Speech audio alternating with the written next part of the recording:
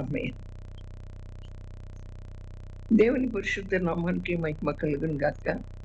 మన ప్రభువును ప్రియరక్షకుడును అయిన యేసు ప్రభు యొక్క నామంలో దేవుని సన్నిధికి కూడి వచ్చిన మీ అందరికీ కూడా పేరు పేరు వరుసన వందనాలు చెల్లిస్తున్నాను.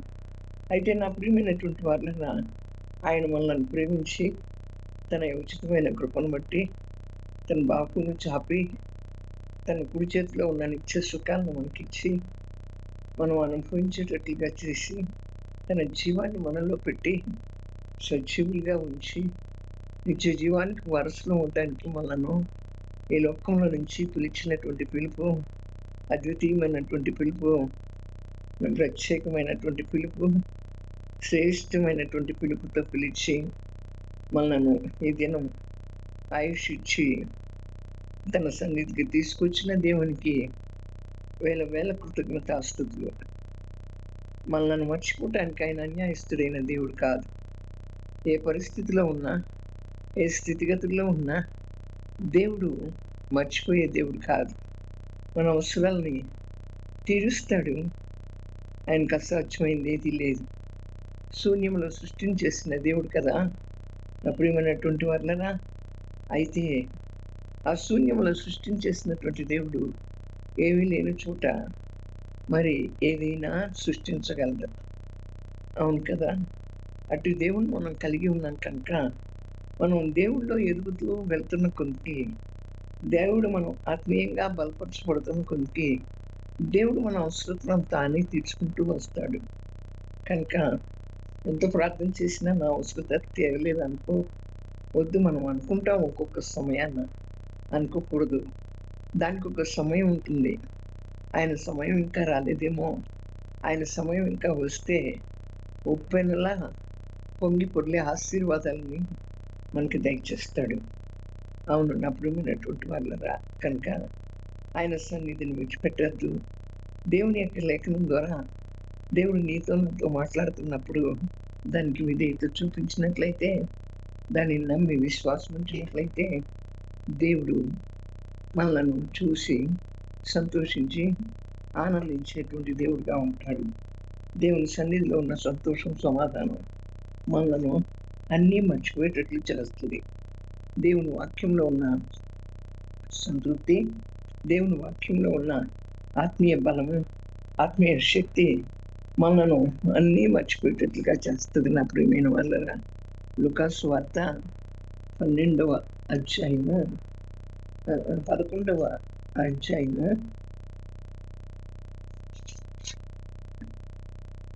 కాదండి 12వ అధ్యాయమే 12వ అధ్యాయము 35వ వచనం దగ్గర నుండి చూస్తే ఒక మాట నేను చదువుతాను. ఆ వాక్యాన్ని అంతటి నేను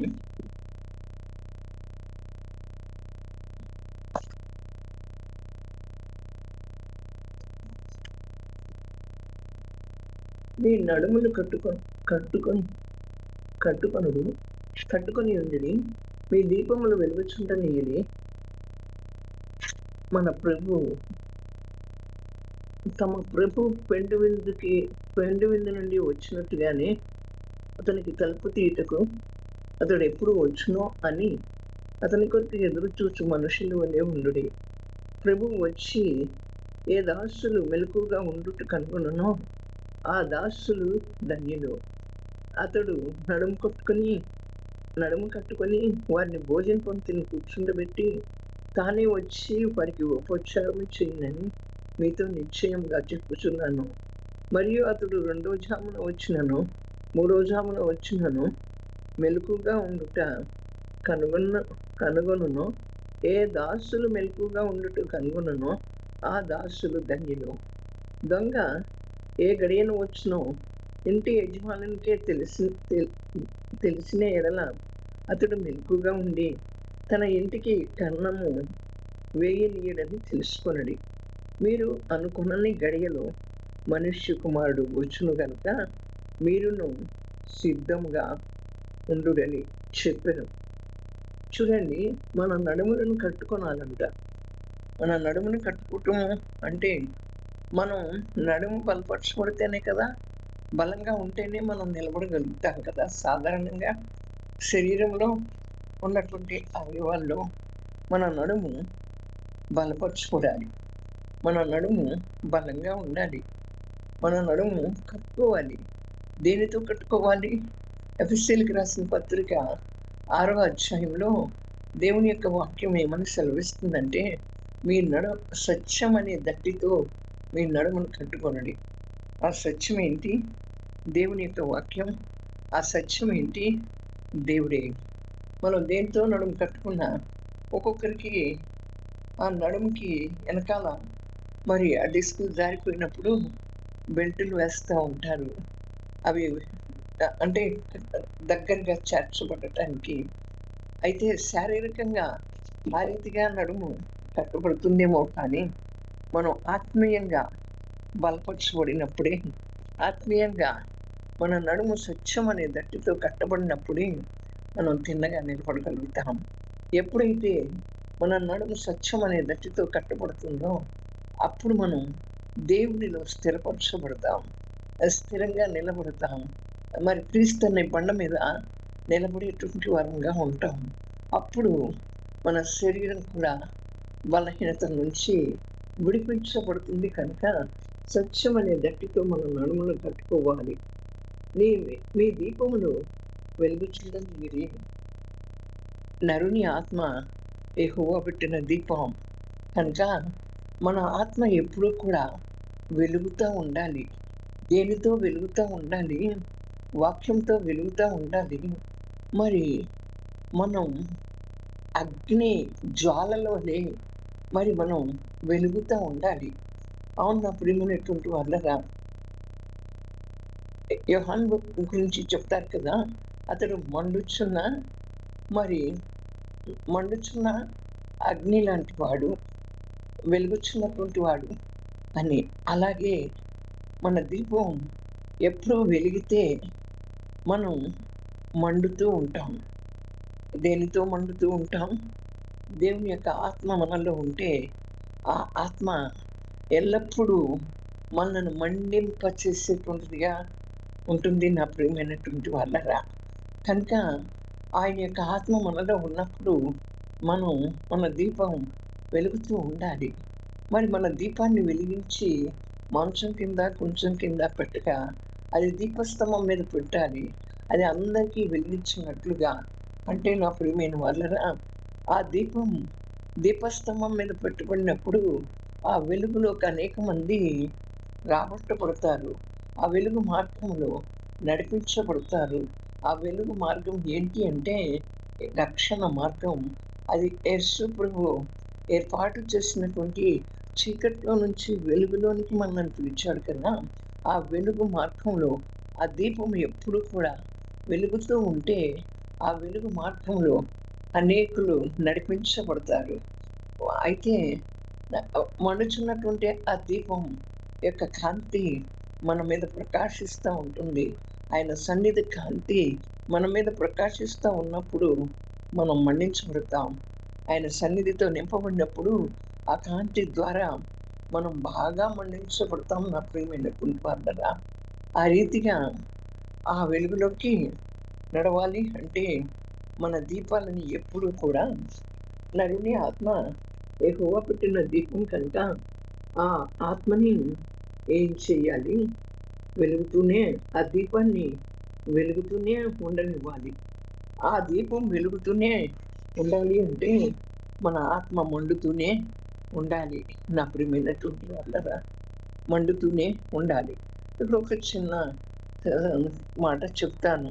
ఎలా అంటే, నీ చంద్రుడిక క్షీణించడు,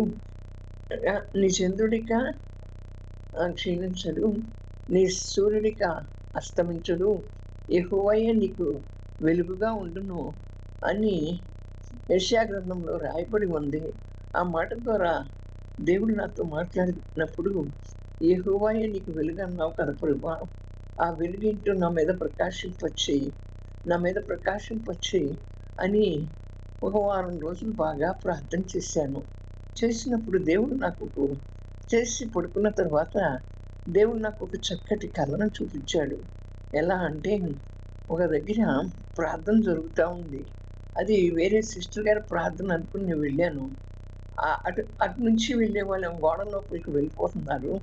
నేనేమో ఈ లోపలికొచ్చి ఇందాక నుంచి ఇక్కడ వాక్యం చెప్పినటువంటి సిస్టర్ ఎవరండి అని అడుగుతున్నా. లోపలికెళ్ళేటప్పుడు సాతాను నన్ను అడ్డుకుంటున్నాడు.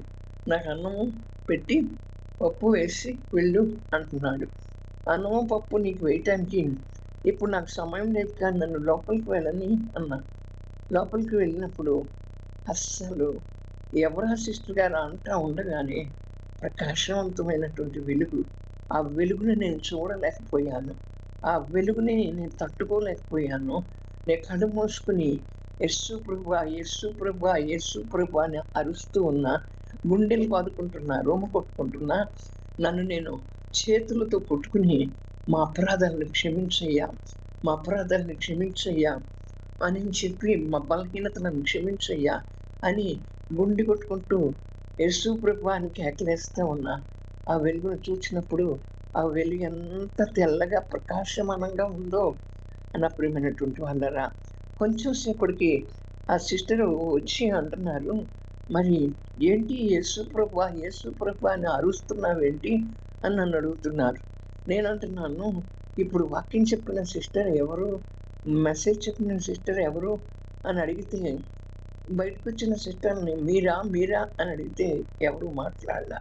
అలా మన ఆత్మ ఎప్పుడు దేవుని కొరకు తృష్ణ కొని ఉంటే, దేవుని కొరకు ఆకలి కొని ఉంటే, ఆయన వైపు చూడాలి అని అనుకుంటే, మన యొక్క దీపం నిత్యము ఆత్మ దీపం వెలుగుచుండాలి అంటే నా ప్రియమైనటువంటి వాళ్ళగా మనలో అగ్ని రగిలించబడాలి. మన ఆత్మ ఎప్పుడు మూలుగుతూ ఉండాలి. ఎందుకు? మనం కూర్చున్నా నుంచున్నా దేవుని కొరకు మూలగాలి. థ్యాంక్ యూ జీసస్ అని చెప్పాలి. థ్యాంక్ యూ లార్డ్ అని చెప్పాలి. మనం కూర్చుంటున్నప్పుడు, మనం ఏ పని చేస్తున్నప్పుడు అయినప్పుడు కూడా, మనం బయటకు వెళ్తున్నప్పుడు వస్తున్నప్పుడు కూడా thank you Jesus, thank you lord అని చెప్పి థ్యాంక్ యూ ఆల్మైటీ గాడ్ అని చెప్పుకుంటూ మనం ప్రయాణం చేస్తున్నట్లయితే మన ఆత్మ ఎప్పుడు మలుచుతూ ఉంటుంది. మన దీపం ఎప్పుడు కూడా వెలుగుతూ ఉంటుంది. మన దీపం ఎప్పుడు కూడా ఆరిపోకూడదు. అది ప్రకాశవంతంగా ఉండాలి. అనేకులకు వెలిగించేటువంటిదిగా ఉండాలి. అది నిత్యమైన వెలుగుగా ఉండాలి. అనేకులను వెలుగు మార్గంలోకి నడిపించేటువంటిదిగా ఉండాలి. నా ప్రియమైనటువంటి వాళ్ళరా. అయితే ఆ యేసు ప్రభు పెండు ముందు నుండి వచ్చి తట్టగానే అతనికి తలుపు తీయటానికి మరి తలుపు తీయటకు అతడు ఎప్పుడు వచ్చునో అని అతని కొరకు ఎదురు చూచు మనుషుల వలె ఉండడు. యేసు ప్రభు పెండ్లి విందు నుంచి, మధ్యాకాశంలో పెండ్లి విందు జరుగుతుంది కదా, ఆ పెండ్లి విందు నుంచి యేసు ప్రభు వచ్చి తలుపు తట్టగానే, ఆయన వచ్చి తలుపు తట్టగానే తలుపు తీయటానికి సిద్ధంగా ఉన్నటువంటి మనుష్యుడు నా ప్రియమైనటువంటి వాళ్ళ ధన్యులు. హృదయం అనే తలుపు దగ్గర నిలబడి నేను తలుపు తడుతున్నాను, మీరు నా తలుపు తీసి, నా స్వరం విని తలుపు తీసిన ఎడల మీతో నేను, నాతో మీరు కూర్చుని భోంచేస్తారు అంటుంది దేవుని యొక్క వాక్యం. నా ప్రియమైనటువంటి వాళ్ళరా, కనుక ఆయన ఎప్పుడు వస్తాడో మన ఆత్మ మెలకుగా ఉండాలి. మండుచూ ఉన్నప్పుడు మన ఆత్మ మెలకుగా ఉంటుంది. శరీరం నిద్రలోకి వెళ్ళిపోతుంది, కానీ మన ఆత్మ మెలకుగా ఉండాలి. అతడు ఎప్పుడు వచ్చి తలుపు తడతాడో అని ఎదురు చూస్తున్నటువంటి మనుషులు ఎలాంటి వారు? ధన్యులు. నా ప్రియమైనటువంటి వాళ్ళరా, అంటే దేవుని కొరకు ఎదురు చూస్తూ ఉన్నవారు. ఒక వ్యక్తి వస్తానంటే మనం ఎంతగానో ఎదురు చూస్తాం, ఎంతగానో పడిగాపులు పడతాం. ఒక ఉన్నతమైనటువంటి స్థానంలో ఉన్నటువంటి వ్యక్తి, అంతకంటే ఉన్నతమైనటువంటి దేవుడు, మనల్ని రక్షించినటువంటి దేవుడు, మనకు రక్షణ ఇచ్చినటువంటి దేవుడు, రక్షణ కారకుడైనటువంటి దేవుడు అంటున్నాడు, ఆయన వచ్చి తలుపు తట్టగానే ఆయన ఎప్పుడు వస్తాడా అని తలుపు తీయడానికి ఎదురు చూస్తున్నటువంటి మనుష్యులు ధన్యులు. అట్టి ధన్యత మనకు కావాలి. నా ప్రియమైనటువంటి వాళ్ళరా, ఆ ధన్యతను మనం సంపాదించుకోవాలి. పెండ్లి విందు నుంచి వచ్చి తలుపు తడతాడు. అయితే ఇక్కడ చూడండి, ఇంకొక వాక్యం ఏంటి అంటే, ఆయన వచ్చి ప్రభువు వచ్చి ఏ దాసుడు మెలకుగా ఉండుట కనుగొనను ఆ దాసులు ధన్యులు.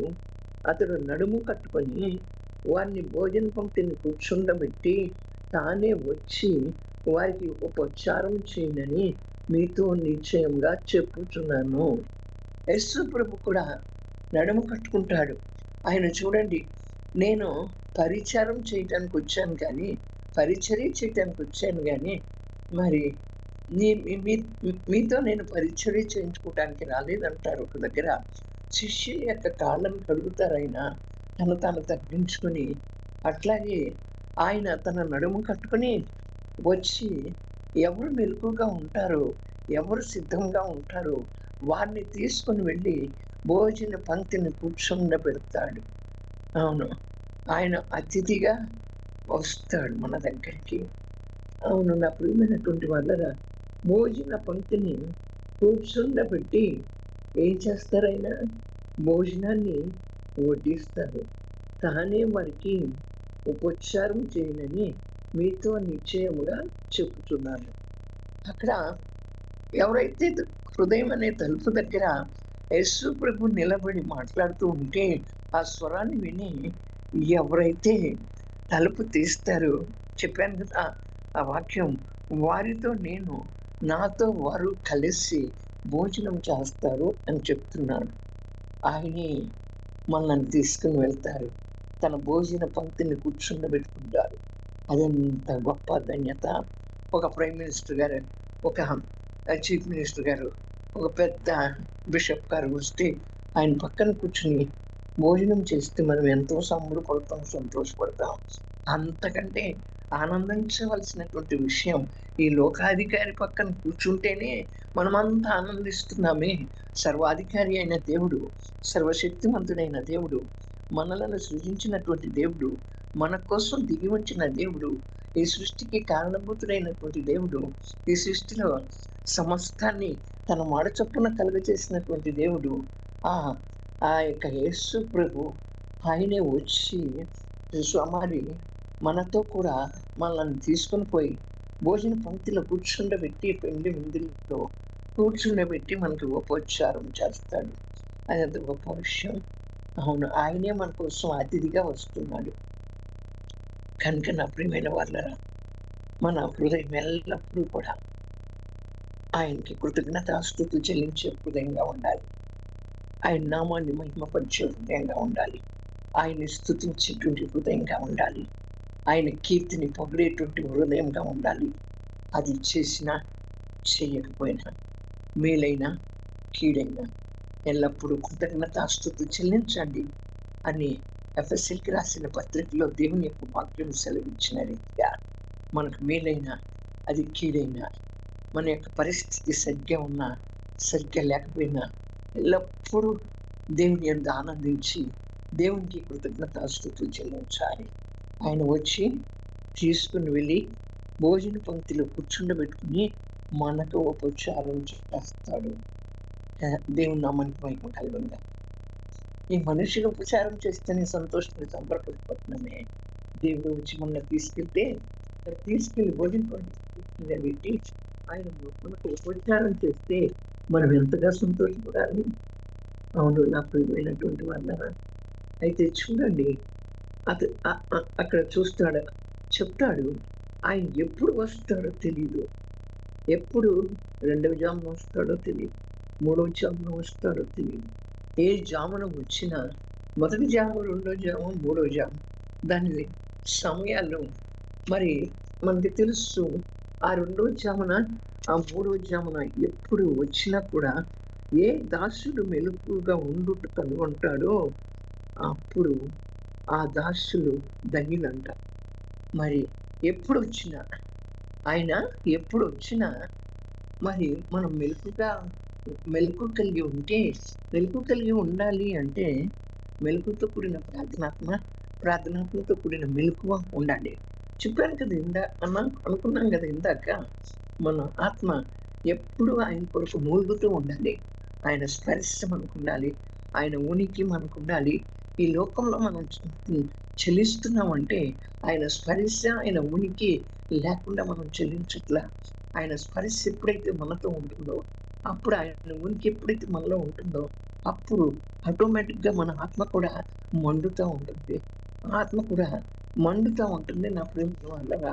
అప్పుడు మనం మెలకువ కలిగినటువంటి ఆత్మను కలిగి ఉండి, ఆయన ఏ జామున వచ్చినా మనం మెలకువ కలిగి ఎప్పుడైతే తలుపు తీస్తామో, అప్పుడు ఆ దాసులు ధన్యులు.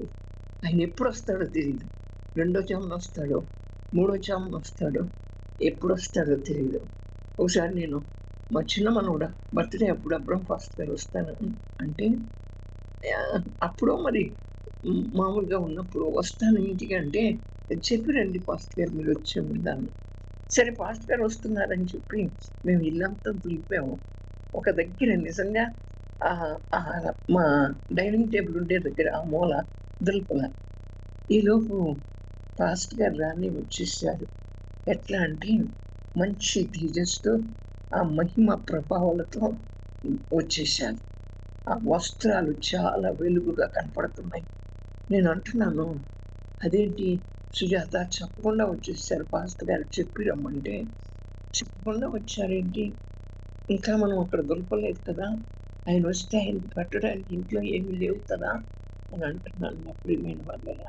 అట్లాగే మనం నేను చెప్పి రమ్మని అడిగాను. ఇక్కడ ఏముంటుంది దేవుని వాక్యం?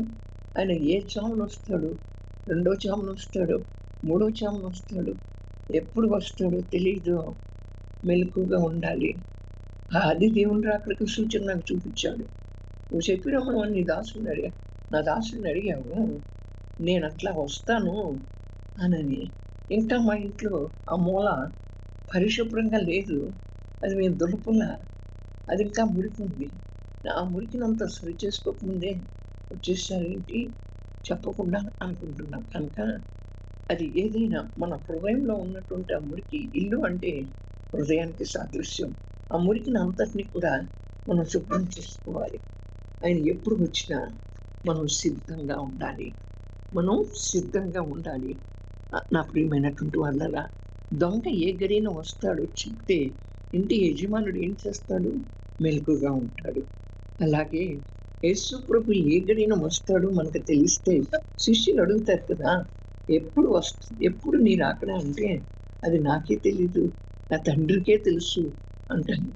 అట్టా ఆయన ఎప్పుడు వస్తాడో మనం తెలుసుకోకపోతే, మనం సిద్ధంగా ఉండకపోతే మనం మరి విడవబడతాము అని దేవుని యొక్క లేఖనం సెలవిస్తుంది కదా.